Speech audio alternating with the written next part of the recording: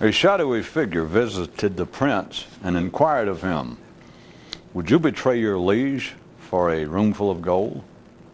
And he replied, "There is no wealth that would turn me traitor." And the visitor then asked, "Would you betray him for the reputation of having been his downfall?" "Nay," replied the regent, "such repute offers no incentive." And the figure pressed further, "Then would you betray your sovereign for the sake of you assuming his powers?" "Now we're getting somewhere," the prince replied.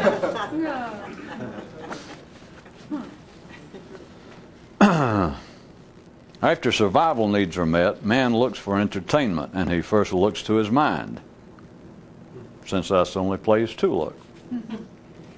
This sure is easy to see and difficult to remember. Life gave man the notion of seriousness to keep him from getting involved in things that could seriously affect the overall balance of things. A test to measure your mystical potential. Do you worry more with things you've done or things you've thought? Or do you not worry?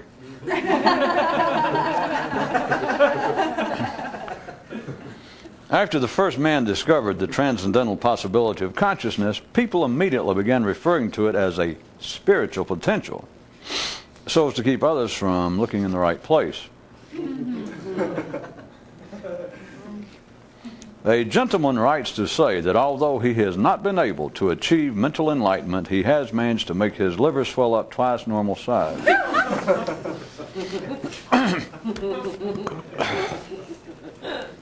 There is a legend of a train that one day got off the tracks and visited places totally outside the scheduled.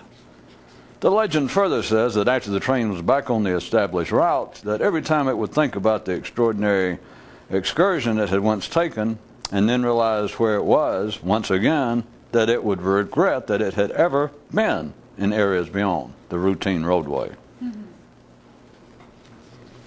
This type of legend is known as a candy-ass legend.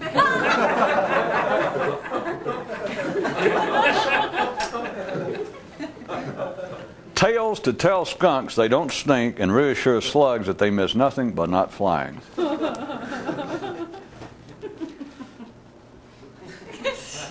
For you yourself to be measured, reflective, and thoughtful is admirable, but to instead encouraging it in others is even admirabler and takes a lot less effort.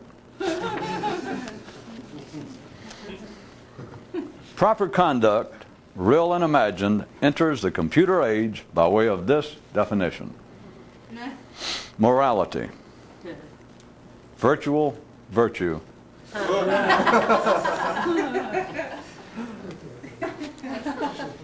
The equity of it all revisited. The simple, giving little attention to their mind, don't notice the effect of what they eat has on what they think. And the routine intellectuals, underrating the body's significance, do likewise. A signal for the pseudo-insightful in those of cliché dependence. A man is not what he eats, but is as stupid as he takes his thoughts to be a special part of what he is.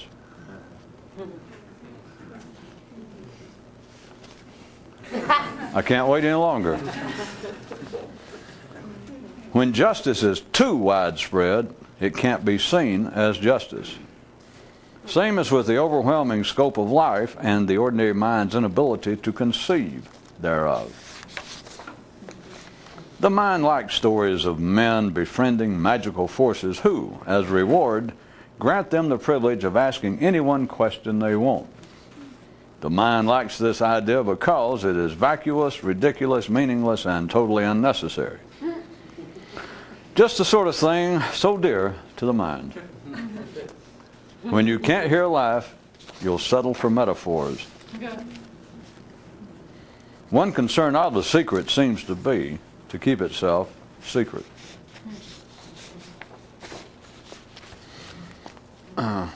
This is the title coming up. How the mind tends not to notice certain types of relationships between activities of the mind which seem more divergent than they are, via this literary definition. Novels, long pieces of fiction. Reviews, short pieces of fiction.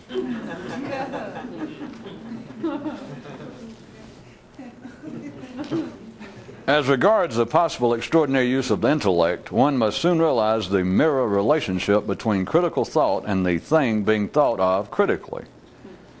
Without this understanding, one's mental efforts remain as a man trying to square up a doorway with a plumb line that's out of whack.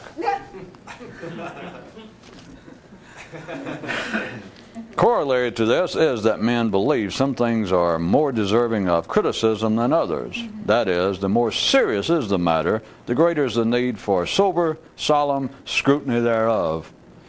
But one who's seen life for what it is no longer interested in meaningless graduations of aromas. Shit stinks, and there's nothing else to be said. Once you realize in what a daze you normally live, you can make it even worse. Intentionally. Sort of. The anxiety of those living in city structures. There's always something to be afraid of, both downstairs and upstairs. Except upstairs, it's all imaginary. A gentleman faxes us to say that although he has not yet become mentally deranged, he has managed to drive his dual denum crazy.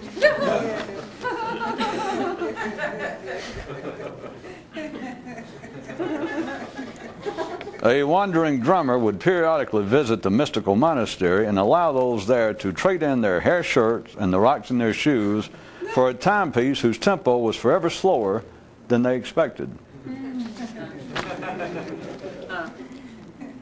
A man asked himself, well, damn, even if I can't be more consciously awake, how come I can't at least remember that it's possible? Damn, damn, damn, damn, damn, damn, damn.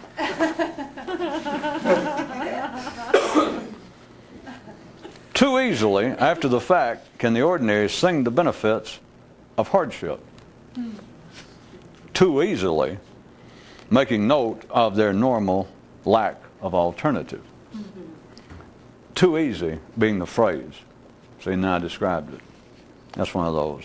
Too easily, after the fact, can the ordinary sing the benefits of hardship.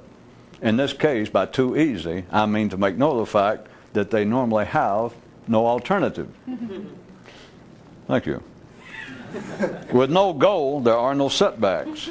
And even when they are, they can always be renamed something else.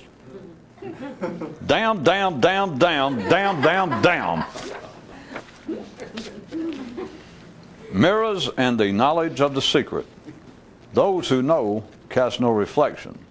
And even if they do, it's not really them. Today's Genesis myth. Immediately after each human is created, life tells them what the mind is all about. Then they immediately forget all about it and go on with the normal business of being a human. The singularity of it all, y'all. Becoming more conscious is the only undertaking, when successful, can be recognized by no one. Yeah. A gentleman tied a note around a rock and threw it into our yard, which asked if our numerous comments regarding the notion of enlightenment are meant to be encouraging or intended to dissuade one from attempting such. You know, you can put out somebody's eye throwing rocks. One man thought he had rickets, then realized he was just observing his normal neural connections.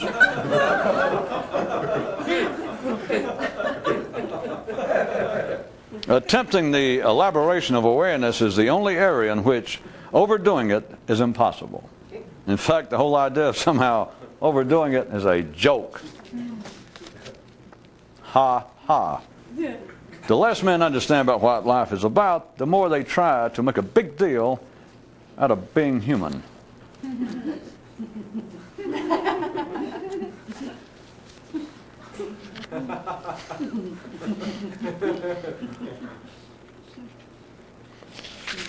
While I'm fumbling for the pages, I just thought I'd say, what can be funnier than a big deal?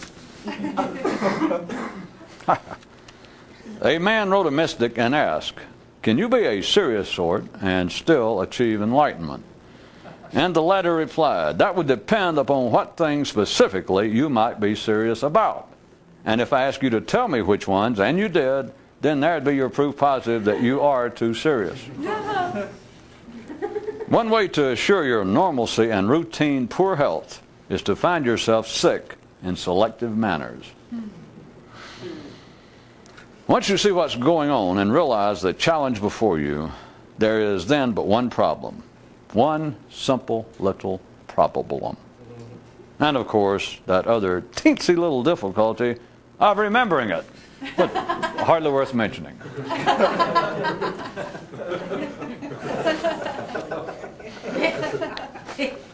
Dang on.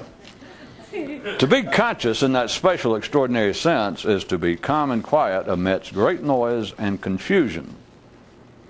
Is this true both externally and internally? Quite so. Quite so. In the city, if you have much of a personality, you're expected to have personality problems. No? I mean, what, are you sick? Definition. Humility. The air let out of ignorance.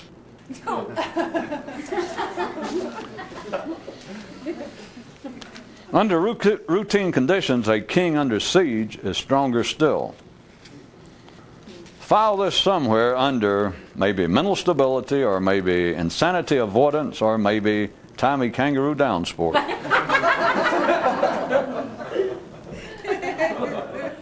The reason that everyday aggressive people don't turn into mythical warriors is that they always attack areas of no significance, but which, in response to the assaults, take on an increasing appearance of importance and strength. You see, life doesn't have to worry so much over the possibility of men discovering the secret as long as it can keep them looking in the wrong places. A gentleman hired a skywriting plane to advance this inquiry to our attention. Just exactly which are these wrong places in which I should not waste my time looking? Dear sir, just how many places are there extant? Okay, I want to get down, dirty, crude, and then straightforward. Okay, there's really but one place you need keep looking to assure that you never see anything out of the ordinary or anything useful. And this is simply at your own thinking. When one guy'd find his mind back on automatic ramble, he'd shout out, "Code blue," to try and help remind himself.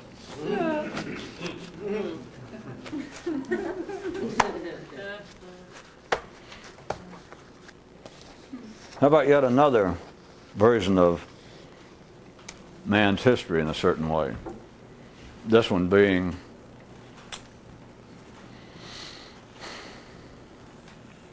back based upon me pointing out that I keep saying all sane people, all genetically sound, middle of the parade, middle of the world people. But let's shift the description of it just slightly. We're still talking about the same thing. But let's consider that the world always has been, as far as man's concerned, and still is divided into the crude and the techno. And those of you who never thought about it, I keep pointing out that life at all ordinary observable levels, at the most mundane level, no one but an idiot at the moment can deny the fact that, generally speaking, life is progressing nicely. People don't like to hear that because, and I understand it, because immediately they go, well, yeah, but. And then they'll point out something, usually a personal anecdote. And if not that, and if you won't buy that, they'll go, well, how do you explain the fact that over in country so-and-so, they're slaughtering one another, or people are dying of starvation? But at any given moment, if you just point out to people that overall, if you've got any awareness of the history of man, or if you've got a grandmother, and you talk to them about the way life used to be, you cannot say, well, I wish I lived back then. No, you don't. But people go, well, yeah, but. But, for those of you who have not thought about it, by the way, usually I'm describing this as the level of consciousness in the human nervous system, individually and collectively, that we talk about just where man is conscious, collectively but individually it's true as well. And that line is the limbing, it is the territory between, if there was anything this specific and this discrete, and there is enough to talk about it, but between the civilized and the uncivilized. And I point out that to a certain degree everyone is civilized now, that civilization, that is, forces, motivations, the momentum driving humanity is closer to the civilized, that is the intellectual level, than it is the other level. In spite of saying that, many times, I don't know whether any of you have thought about it, numerically, the uncivilized still outnumber us. The crude still outnumber. I'm not going to give you any figures, but the uncivilized in the world, even though they can speak, which I've given as one of the minimal definitions of being at least mental, if not civilized. But those is why I was changing the description slightly tonight. It's not changing the intent, but the description between the crude and the techno, or between those still being run by the guts, the organs, the survival level. It's not an insult, they simply are. That they still outnumber those who are being driven more by the mind than down here. But at least you have any fear. This is no longer the time of the Roman Empire and Attila and the Visigoths and the Yucky Goths. I know, you don't hear a lot about them, but they were. Well, I guess you can figure from their name. The point is, even though if we figured, I'm not saying this, but if you figured that right now that the uncivilized of the world, getting, it really a matter of degree, but getting further and further away from what you could call the center of the progressive movement of life, the parade of life, getting further out to the edges, you have people, and the further out you go, the more it gets into what is normally referred to as the criminal element of people you can't trust, just people that are generally uncivilized. Even if they outnumbered us, I don't know why I say us, even if they outnumbered the other group, even if they outnumbered, of course that's one of the signs. If you don't take it personally, you're probably all right. At least it shows you understand more than most people if you accuse them of being uncivilized, and they'll tighten up their vest and their tie and go, who are you talking to? That was, by the way, get off the subject perhaps a little bit, not really, but my definition tonight of bringing up some of the older ideas in the computer age. And that's what morality is. It's what the law is. But morality, I point out, is virtual virtue. It's like an excuse. It's like a makeshift. That if you were virtuous, whatever that was, but if you were virtuous by anybody's definition, then there'd be no need for morality. Or if you're absolutely civilized, if you're an absolute honest person, or if everyone was, then nobody would think to get together and hold a town meeting and think, well, we should pass a law against stealing. It never occurred to anybody.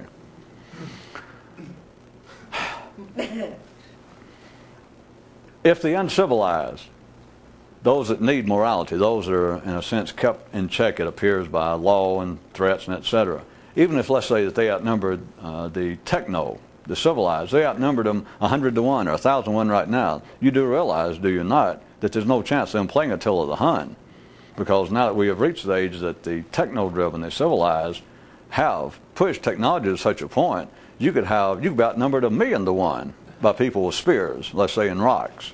I mean big rocks, sharp rocks. And you look around and there's 1,000,000 of them to every one of you. That doesn't matter. All it takes is one button, one warhead. You tell them, get away with those sticks and rocks or we'll send a warhead. And they go, what's a warhead? You go, all right, you ask. And the problem's solved just within probably minutes, according to how far away they are. Even though they numerically outnumber, they still are the preponderance of people on this earth, speaking in matters of relative graduations. They simply are. But back to the other history I was going to give of humanity. Everyone is born that is genetically sound at all, of either group. Everyone starts out that besides survival, that the thrust of being human, uniquely on this planet, is to grow, to change. But grow is what it amounts to. That is that is the driving force at the level of consciousness. I know we can describe in other ways that seem to have to do with physical characteristics and abilities to define man by certain abilities, such as the intellect, such as speech, such as abstract memory, and all that stuff. And you can say, well, that does distinguish man even from even the highest of the primates. That there's no orangutan, there's no chimpanzee, forgetting people trying to keep their little grant going. There are no monkeys who can talk, regardless of what they may tell you on PBS Wild Network or something. There are no orangutans who can talk and remember things and go, oh, I remember your name. They keep trying, though. I was going to laugh and say somebody keeps furnishing them money, but we shouldn't laugh because eventually it's you and me. So, of course, if there was any justice, then we'd go over somewhere like the Yerkes Primate Center where they're supposed to be doing it and say, listen, I'm a taxpayer and I'm indirectly funding this. I want to talk to a goddamn chimpanzee who can say something. I don't see where my money is going. If you plan to hang around until they let you talk to one, you better carry a lunch with you. Take your own food. It's always kind of a new version of Rex the Wonder Horse that I can make Rex count. But only me. I mean, it's strange that nobody else can go up to Rex and say, well, what's 2 and 2? And Rex looks like, what? Well, I pointed out to you before, it always takes 2 to tango in the three-dimensional world. It takes 2 people to do anything, much less pull a fraud. I'm sorry. Advanced science. Advanced science is what I meant. Back to the history of man, the new one. Everyone is born, anyone genetically, this is simply a fact. Everyone that is born and just fairly genetically sound. What is driving you as a human is the desire to grow. And I've talked about it in all sorts of ways, and it's easy to see. It's not some program I'm promoting. It simply is. That is what progress is. We are not changing to any great degree physically because of the technology, because of the intellect. You could say we have extended our life. We've made it easier to live. It's less likely we will die of small diseases and ills. But we are not changing. We're not growing new eyes in our forehead. Hate to break the news to some people. We're not growing another arm and another leg. We're still physically humans, doing quite well.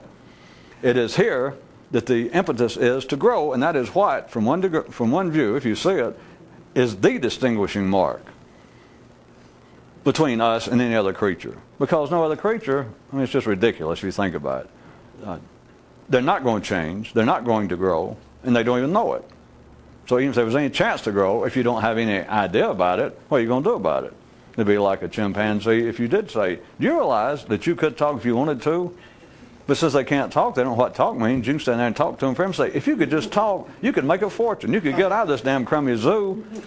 You could be on top of the world. And the chimpanzee just listen, like dogs do, like your dog. And you think, well, he's trying to listen. Yeah, right. He's gonna, It is only humans that are driven by a desire. Not that they adopt it, but it is the desire to grow. It is like I've drawn my version of the nervous system several times and pointed out that at the level of consciousness in the human nervous system, as opposed to anyone else, is distinctive. It is like it's unfinished.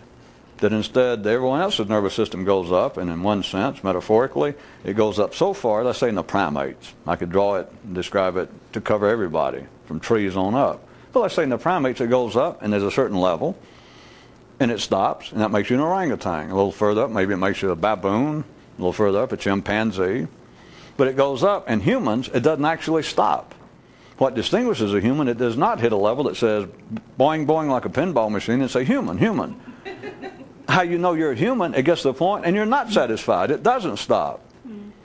And so as opposed to chimpanzees and orangutans, they suddenly are born and they're satisfied.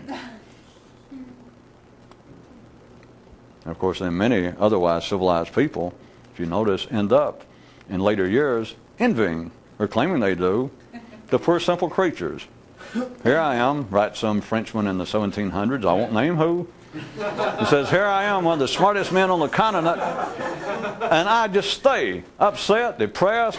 I go through all kinds of mood changes. I look around how stupid the world is, and I go out to the zoo and I look at an elephant standing there looking at me, or a monkey, and I think, God, I envy you.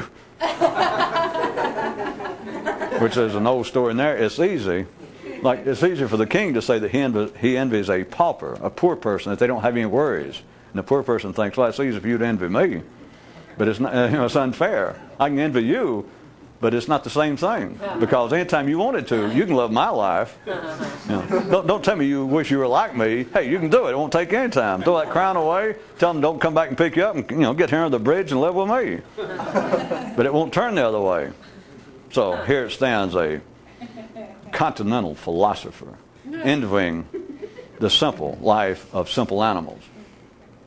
It is the distinguishing mark is not the energy running up a man's nervous system, up the Homo sapiens nervous system to a level that it hits, and it's like a ceiling, and it goes, all right, you've gone up past chimpanzee and etc., and it hit, and that says human. Now, if it actually does that, you are not mentally sound. I mean, literally, you will be recognized as being retarded. You're out of it. You would just simply have mental problems. You would not be genetically sound, just by any common definition, no matter where you grew up. To be just mentally all right, just to be an average person, to be human, is you get to the point past everyone else, let's say, all the other creatures, and you get to a point, and it doesn't stop. Then it gets tricky, of course, of what you can do with it in one lifetime. But the point is, you do not simply reach a place and you go boing, and the light goes on, and you go, oh, I'm human. Whew, okay. And then the rest of life, you live as undisturbed, as unirritated as a chimpanzee or a hippopotamus. No. Part of being human, the whole thing about being human is that you're not complete. Here. So now, my new history of man, or my different history, everyone starts off that way. Everyone who is genetically sound, they start off that way. From the earliest age, collectively speaking, to your earliest age, you wanted to grow. You can call it learn, we can call it all sorts of things, but you wanted to grow. You wanted to change. Now here is an interesting aspect that has plagued man in a certain way, or some people continue to choke on it. I have described, and I'm about to do so again, in a way that is absolutely without prejudice, without any negative connotation, to say that the whole of reality, the whole of the universe is arranged in such a way as to keep you from changing. It is simply the momentum. It is the dynamics of the whole machinery being set in motion, and as far as you individually, we're not speaking about man collectively over a long period of time, because you can see that it's not this way collectively. That's why I'm saying you can talk to your grandmother, or you can just have a passing knowledge of history, current events, and you know things are changing to such a degree that life in general is getting better, and humans are becoming more intelligent, insightful, just by any ordinary definition. But, back to the hand gesture, because even I won't know what it means.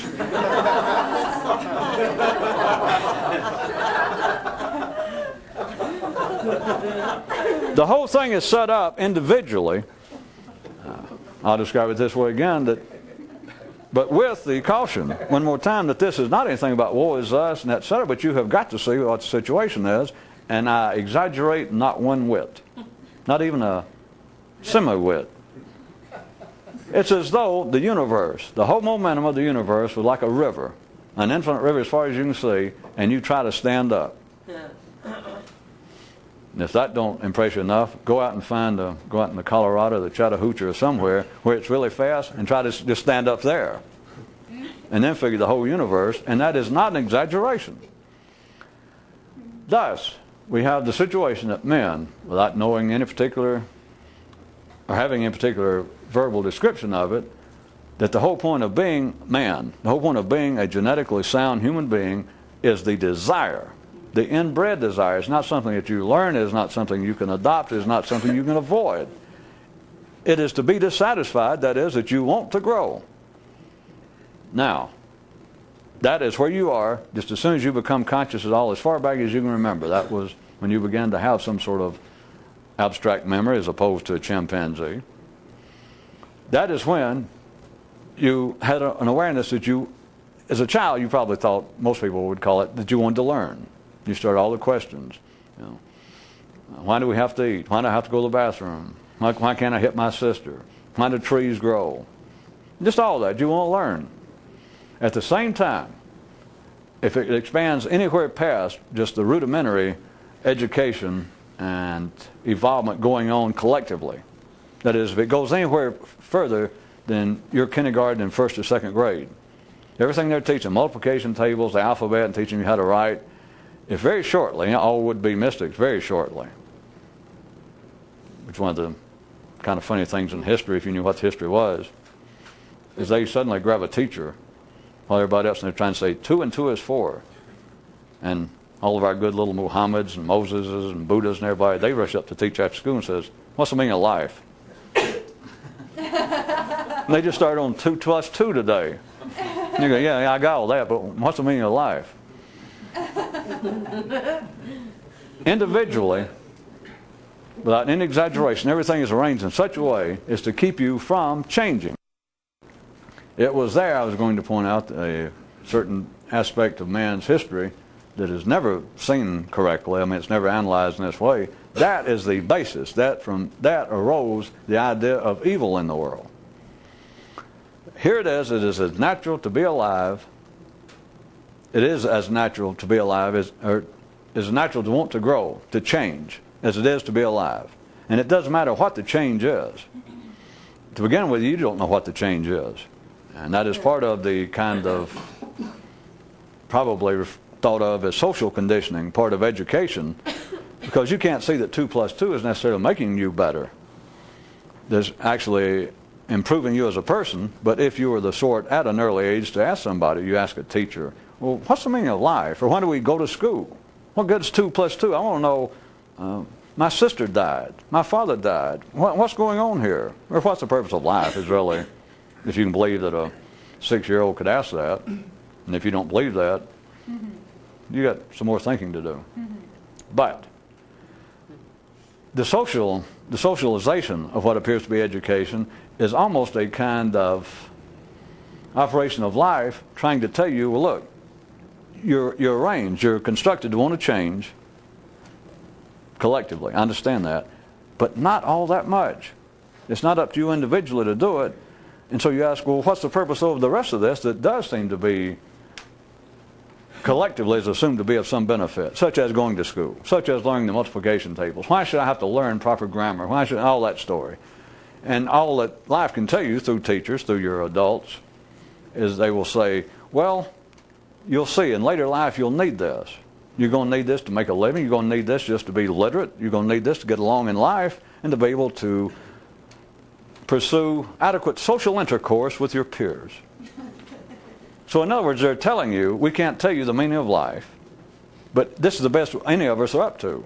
It's not that they understand it, but that's why they want to wring their hands, priests and rabbis and teachers, if you ever start that with them, about, well, what's going on here? What's the meaning of life? And they go, well, come on. I'm here to teach multiplication table. Now, what's the meaning of life? Hey, I'm here to lead mass and rituals. I'll tell you what to do, but don't ask me that stuff. And then the question is, well, why should I pursue what you're doing? And then it's a kind of indirect sop that life offers about, well, sooner or later this is going to pay off. And that's supposed to be the kind of distraction you use. Pat you on the head, little kid, and go, look over here, you'll thank me when you're 40. Of course, it's easy for a teacher to say, because by the time you're 40, they'll be dead. Of course, easier still for a priest or rabbi. Really, you'll understand everything when you die. If not, we'll give you your money back. I want you to consider, since this has nothing to do with morality or religion, but do you understand that there is a very solid basis for the feeling that man developed very early on that there was evil in the world, no matter what they called it. Because, unless you are an absolute maypop of the brain, or already had a severe blowout, you do know that ordinary people do not change. To say that you're going to change, nowadays it is so Well, it's always been, but I know nowadays it's considered almost part of a social phenomenon. It's almost part of being civilized and up to date, is to be working on yourself. Well, first off, to have a serious problem. You know, I mean, nowadays, well, you know, who are you nowadays if at least you don't have an alcohol problem or a drug problem or a sexual problem or a family problem? I mean, you just do.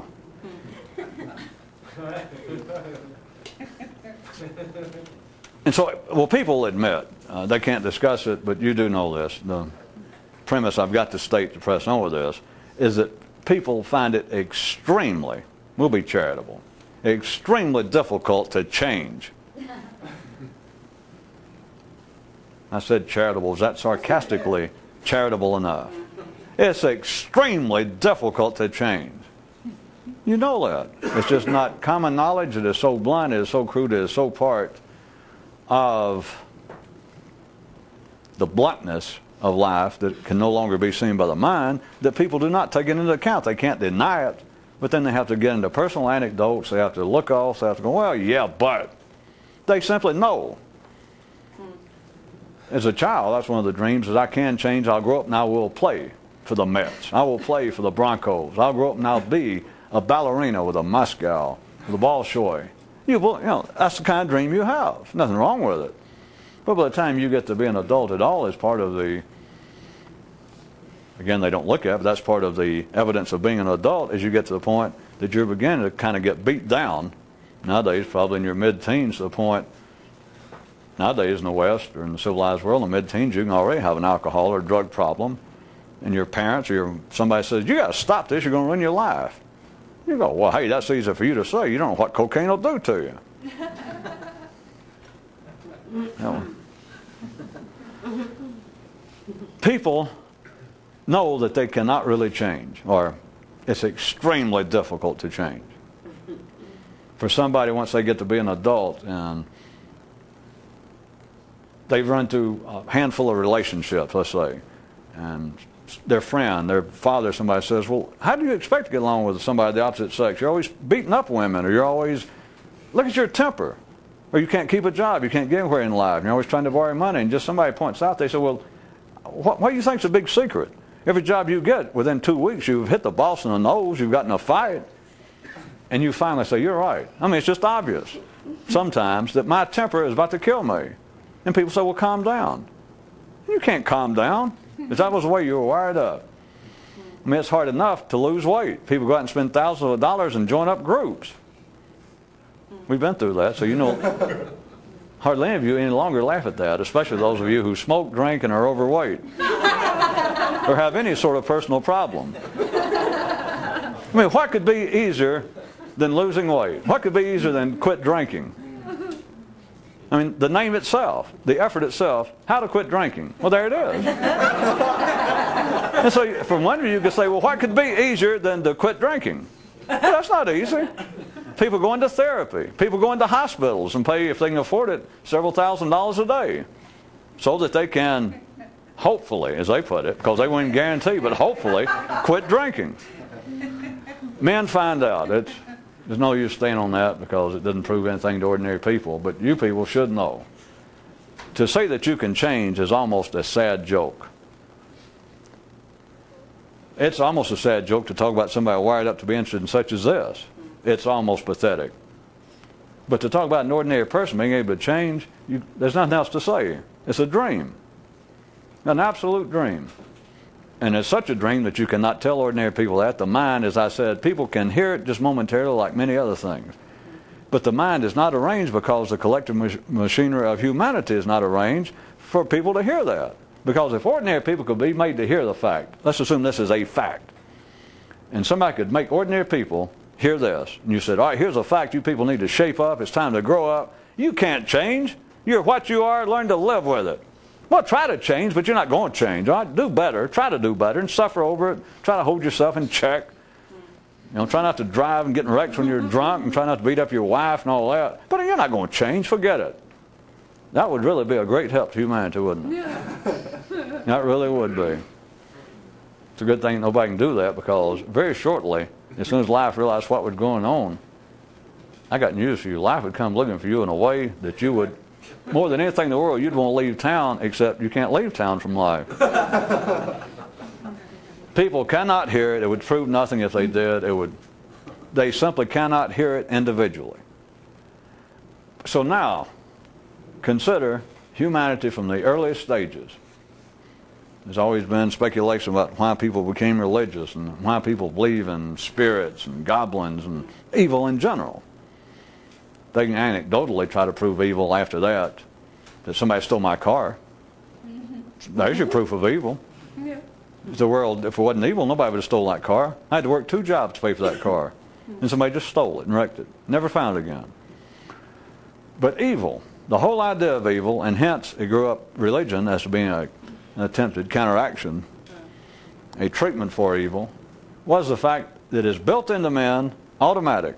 No question, doesn't matter what religion, what race, what nationality. It doesn't, if you're a human and you're genetically sound, you want to change. You want to grow. And it's damn near impossible. Mm-hmm. For ordinary people, it is de facto impossible. It does not happen. And so what are you left with? There it is, the desire, the spark that makes you human, the spark that most makes you human, the desire to change, to grow. You're the one with the possibility, and yet it's damn near impossible. What can you make of it? The desire is so natural.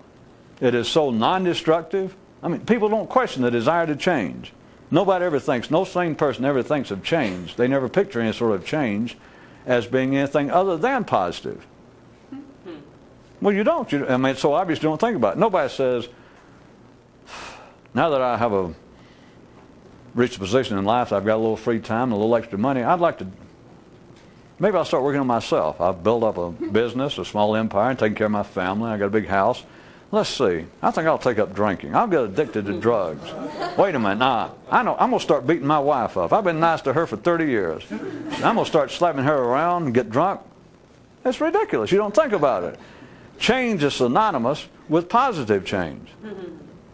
So there it is, the desire for everyone to change. All sane people, all genetically sound people, the desire is natural to change, to grow positively, and they're faced with the fact that it's impossible. How are you going to explain that? First, you've got the natural desire that is wholesome, it is non-addictive. You cannot find any negative aspect to it. As I said, because no one ever thinks of change for the worse. That's not what sane people talk about. They don't say, well, I've got to change. Well, what do you mean? Well, I got to get to be a lot worse person. I've been too nice for all these years and I'm sick of it. Or be a nice hobby, a nice change. No, it's just ridiculous. So what I'm trying to establish is you don't even think about it. It is as much a part of being alive, sane, natural, stable, decent, civilized. It's to want to change, no matter in what way, whether it's just I would like to be a nicer person, I would like to be more educated, I would like to make perhaps more money than I need, and I could help my fellow man. It could be all kinds of apparently admirable traits. But all desire to change is based upon it being positive. You don't even question it. And so, you find it impossible. What would you have done? What if you'd been Adam, Eve, Sacco and Vincetti, whoever it was, Ken and Barbie,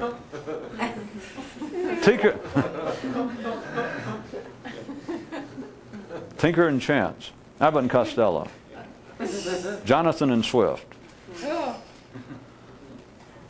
What would have been the obvious one? Something, you would have had to come up with a word. Here it is, you wanted to change. You're Adam. You're our progenitor, and there it is, you want to change. You're not even sure what it is, but it is obvious that it's good. It's like breathing, it's like eating, it's like engaging in sex.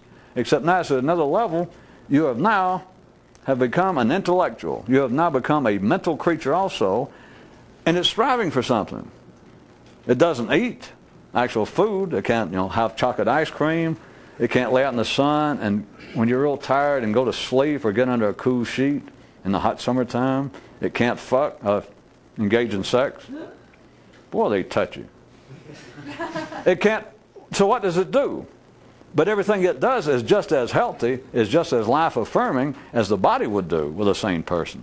And so all of its desire is as wholesome, is as life-affirming is as positive as can be.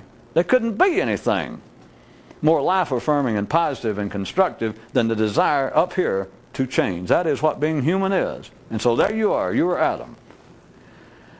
And as soon as you got to the point that this was ignited and you had some feeling, like the Genesis story in the Western world, that you suddenly had domain over the other creatures. That is, that you surpassed it. You could now name them. They can't name you because they have no intellect. You are now the singular creature. And it's just enough. It's like just getting your first taste of something. Wow! Boy, where will I go from here? Probably nowhere. So there you were. Here it is, the greatest, wholesome, decent, constructive motivation and desire possible. Singular. And you can't do a damn thing about it. And there you are, Adam. I'm going to give you credit. And you pace the earth for a while. You go here and there and you think, what in the hell is that? It is the most decent. Because you had no words for this, but you understood is why I'm calling it is positive. Absolutely constructive. It is as life-affirming and life-constructive as the body keeping itself alive. But now it's another world's opened up. And you can't seem to do one blessed thing about it. And there it is. It's natural. Adam never questioned that. Adam or Eve. This is our destiny. This is it. And they looked at, well, what the hell are we going to do? Everything they try to do, they can't quit smoking, they can't quit drinking, they can't lose a pound. He can't bring his temper under control. She can't quit whining at least every few weeks over something or other. Nobody can seem to change. What would you attribute it to? It's easy enough to laugh at people who believe in evil spirits or to believe that there's an actual hooven creature somewhere, hooved creature with horns, or that the great battle is the fundamentalist of all religious stripes that still believes there's a great battle going on. They're evil forces. That's easy to laugh at in a sense, but it was one of the earliest philosophical conclusions that I suggest to you that Adam and Eve came to. What else are you going to call it? Here it is. It's like you trying to breathe. If you want to take it from an intellectual down to a physical level, you trying to breathe. It's like life lets you breathe one or two great breaths, or maybe a couple of weeks, enough to get you in the mood that there's nothing like. And then you think, this is so good, I'm going to learn to take even deeper breaths. And every time you try, it's like that you cannot change, you cannot fulfill this new, this singular, life-affirming, expansive, progressive desire. What would you call it? Regardless of the epistemology of how we came to the word evil, everybody looked around, Adam and Eve, and they went, all you could do was go, damn, damn, damn, damn, damn. Now something's wrong. It's like starving to death, and you can't eat. Can't find anything to eat.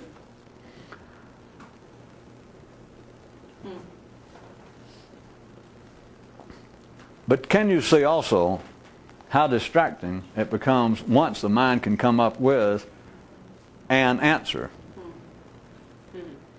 Because then you can hypnotize almost anyone, including, I'll admit, a chicken. Just by going. And I used to see people laugh to see somebody hypnotize a chicken. But see, they missed the real fun, because then you could turn around to the guy laughing over here seeing you do it to a chicken and turn around and do it to him. But see, when you're hypnotized, you don't know it. And so he never got to fulfill participate of the full enjoyment. Nobody followed that? If you're stupid, you can't really appreciate what fun stupidity is.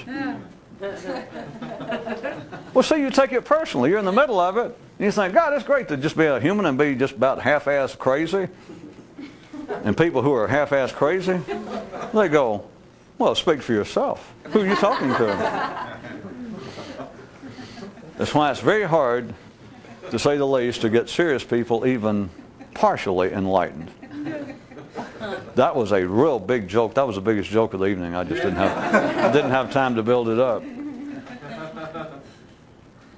As long as you believe that there is some, and I'm saying evil now in the widest possible context. I'm not referring to it in a clerical, religious manner, not even in a moral manner based upon any particular structure. It is that you believe that there is a force, circumstances, but force covers that you understand that there is some kind of reality there that opposes you. And if you're philosophically inclined momentarily, you can say humanity or some of us, but you feel like it opposes you. Because let us say that you do have a bad temper. Let's say that you have fallen into being accursed by the demon rum. And you think, I want to quit. I would be a better person. It's reached the point, it is hurting me. It would be better for me to quit drinking. And it's not that easy, according to all sane people. That was the second big joke for the night. Or a man says, I wish I could bring my temper under control. And as proof of it, he's got personal anecdotes. He'll show you the bills. He'll show you the checks he's been paying to a psychiatrist for 10 years. And you say, and so you're telling me that you spent, what do you figure, $250,000 and your temper's no better? And he goes, what the hell's it due? That's not irony. That's not sarcasm. As old Blue Eyes would say, that's life. Oh, he used to say that.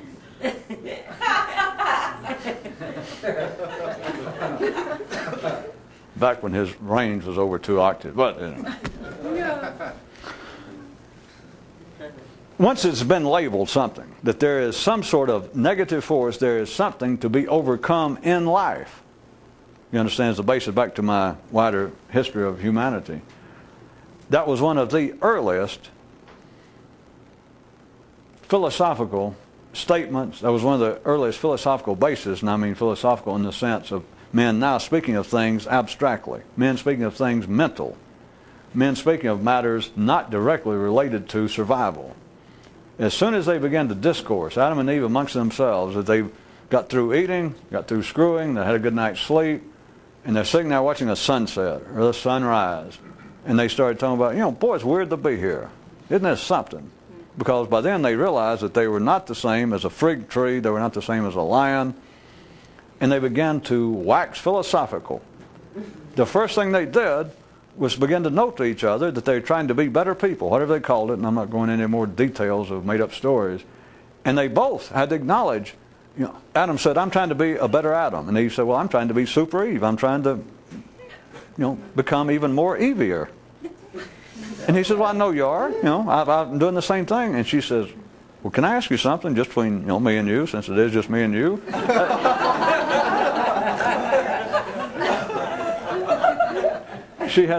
She said to say, are you having the same, shall we say, salient lack of success that I am experiencing? And he went, God, I'm glad you said that, because I thought it was just me. I've been trying to control my temper. In other words, they had to immediately exchange admissions that they had both been trying to grow in some personal way. And that neither one of them, they had to admit, woo. And it's just us. They didn't have any conditions. They didn't have any parents to blame. They didn't have any socio-economic conditions. They didn't have any post-traumatic syndromes. They got nowhere to look. It's just me and you. She hadn't done anything to him. He hadn't done anything to her. How are you going to explain this? The point being, at an individual level, if you have identified, which humanity has, life made humanity do that, it's part of the balancing act to keep the thing dancing, to keep the machinery running, to keep a reciprocal engine going in both directions to keep it going. It is the binary nature of running a three-dimensional reality. But after you've named something, under all ordinary conditions, you have then abandoned whatever the particular object was originally, to which this apparently became a hindrance. Once you name it, once you have apparently identified an enemy or laid the blame somewhere, you have, by ordinary standards, collectively, you have eased the conditions, you have helped pave the way to live another day. But from non-ordinary conditions, you're suffering a distraction. You believe that there is an enemy, and it doesn't matter where. I'm not making fun just of psychiatry, just of psychology, just of religion, or just of conditions. Because it doesn't matter what. But as long as you believe that there is literally an identifiable opposition,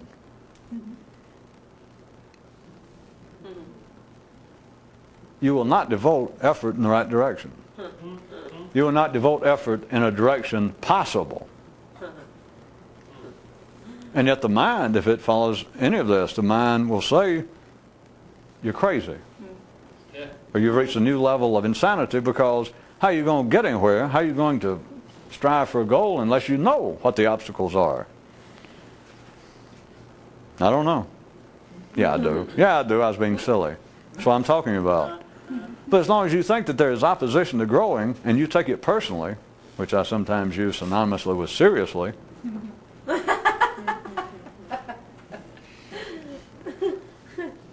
two things happen. It's always the equity of it. Tonight I named one of the news items, the equity of it revisited.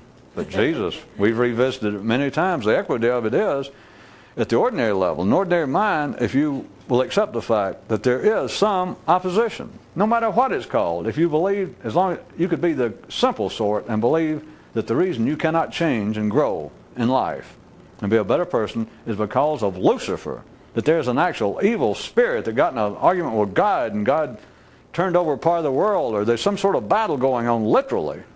Either that, or you believe, well, there are subconscious traumas over which I'm suffering. If you believe that there's something individually in opposition to you, if you're ordinary, do you understand it is, as far as it goes, it is a benefit. Now you understand at the ordinary level things are not a benefit or not a benefit. But ordinary people will find it to be a bargain to go buy a book, to go for counseling, maybe to go and spend a large amount of money for analysis for a while, just to get to the point that, and they will say this with a straight face. If you'll say, well, you've been in analysis a long time, haven't you? Yeah. What can you say that it's cured you? Well, we don't talk like that. And when you're talking about mental and personal problems, you go, well, what would you say? They would say, well, I've benefited. And you say, you have? And they go, oh, yeah. And you might ask them how, if you can do it. You get them to talking, and they will say, it's very common, them say, well, you know, I can't say that I'm cured, and I can't, it's hard for me to say how much I have benefited personally, but let me tell you this. It has been worth the money that I am almost sure, and the psychiatrist, my doctor, almost will agree, I can see him kind of nod, real close to identifying the problem. Now, it's easy to laugh at, but there are people that is very serious, and they're talking about just what I'm saying, that I believe I'm getting there. And you can see the great look of expectation. If I could just narrow it down and make sure that my mother actually did keep my father from buying me a BB gun when I was 8, I can almost remember it. If that was it, that sure, oh boy, that would explain a lot. If we can just drag it out and I remember that. To them, it's all right. But it's no different than saying, well, the reason I can't change is there's a curse on me. I'm sure that I was in some way, I'm a descendant of Job. But Satan in some way has picked me out, the great horned evil one. As long as you believe that there is something, to ordinary minds, that is a kind of balm. It is a kind of, if not a cure, it is an adequate treatment. Because then you go around the rest of your life, or when you think about it, and you go, well, at least I know what the problem is. Which you could say from one view, I got to stop. From one view, you're better off than a mystic, because if you could get a mystic to say anything about it, he'd go, well, hey, I don't know what the problem is.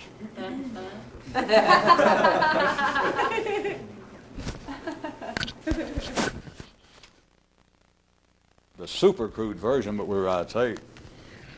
I like it anyway. The other version would have been, everybody else says I know what the problem is, but it didn't do me any good. You understand? They can't change, but they go, I feel better because I now have somewhere I can point to and say, well, this is the problem, I'm pretty sure. This is what is keeping me from growing and changing. I don't know what to do about it because it's taken me down there 20 years just to get close to identifying the problem. And at the ordinary level, that passes for success.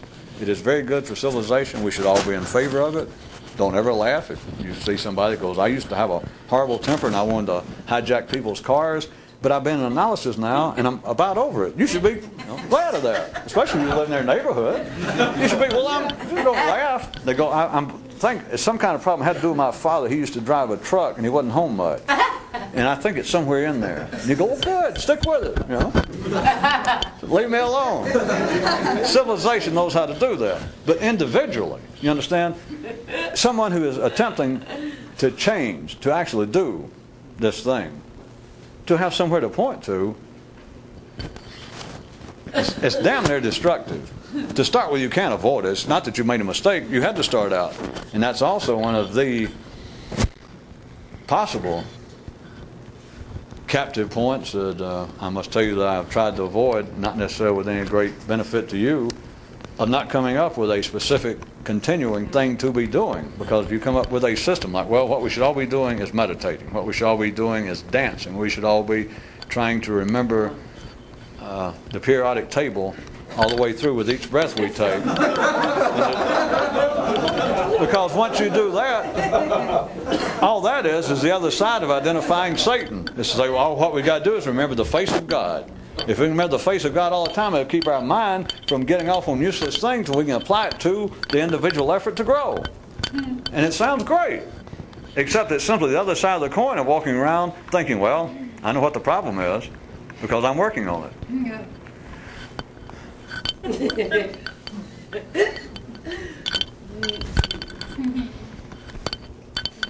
It's real iffy. No, it's not. It's real certain, but it just sounds better to say it's real iffy.